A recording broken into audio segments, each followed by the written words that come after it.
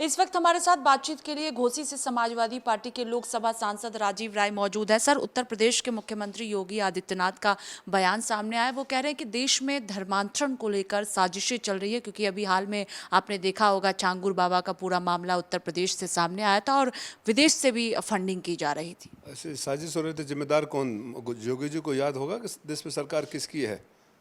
10 सालों से 11 सालों से सरकार आपकी है। 8 साल से आप प्रदेश में बैठे हुए हैं और आप भी आरोप लगा रहे हैं। तो कातिल भी खुद, गवाह भी खुद और जज भी खुद। तो फिर नालायक और निकम्मी सरकार है, इसको कुर्सी से हट जाना चाहिए। मुख्यमंत्री ये भी कह रहे हैं कि हम राष्ट्र विरोधी साजिशों का पर्दाफाश लगातार कर रहे हैं, क्योंकि जो छांगुर बाबा का पूरा मामला सामने आया था उसमें रेट भी तय किए जा रहे थे लड़कियों की बात करें तो। आप क्या कर रहे थे? सरकार तो आप ही की थी ना। आप पर्दाफाश कर रहे हैं, बच्चों को रोजगार नहीं दे रहे हैं, शिक्षा मित्रों के साथ धोखा कर रहे हैं, किसानों पर लाठी चलवा रहे हैं, बिजली विभाग बेच रहे हैं, सड़कों पर गड्ढे भरे हुए हैं, कर्जे में डूबा हुआ है प्रदेश। उसके बारे में भी कुछ करेंगे क्या? वो मुख्यमंत्री की जिम्मेदारी होती है।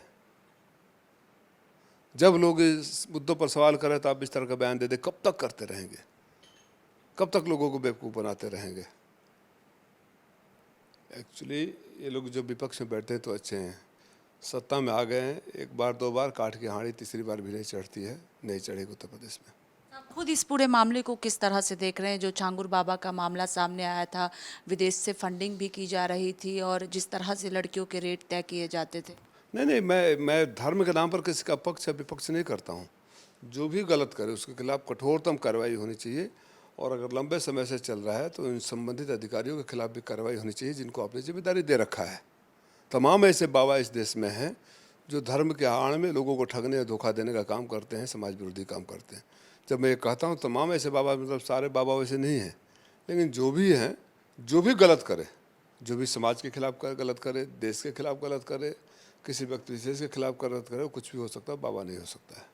इससे हटकर एक सवाल है, आखिरी सवाल है कि अहमदाबाद में जो प्लेन क्रैश हुआ था 12 जून को, ठीक एक महीने बाद जो प्राथमिक रिपोर्ट है वो सामने आई है और शुरुआती रिपोर्ट में ये निकलकर सामने आया कि दोनों इंजन खराब हो गए थे, फ्यूल स्विच ऑफ हो गया था, जिसकी वजह से ये हादसा हुआ है। शुरुआती जांच रिपोर्ट। अगर आपको याद होगा तो मैं पहले दिन मैंने आपसे भी कहा था और तमाम मीडिया के साथियों से कहा था कि भ्रष्टाचार में लिप्त ये सरकार और सरकार के मंत्रालय और विभाग जो रेट देकर रूट तय करते हैं, रेट देकर टाइम शेड्यूल तय करते हैं, अधिक से अधिक हवाई जहाज़ उड़ाते हैं।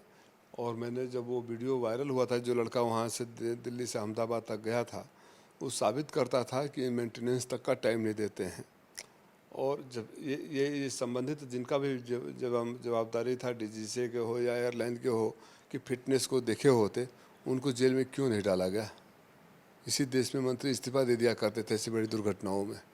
अब तो कहीं से छोटे से 4 लाइन छप जाए वही बड़ा आसान होता है। ये बात तो मैं पहले दिन से कह रहा हूँ। ये भ्रष्टाचार की वजह से लोग मरे हैं, भ्रष्टाचार की वजह से प्लेन क्रैश हुआ है।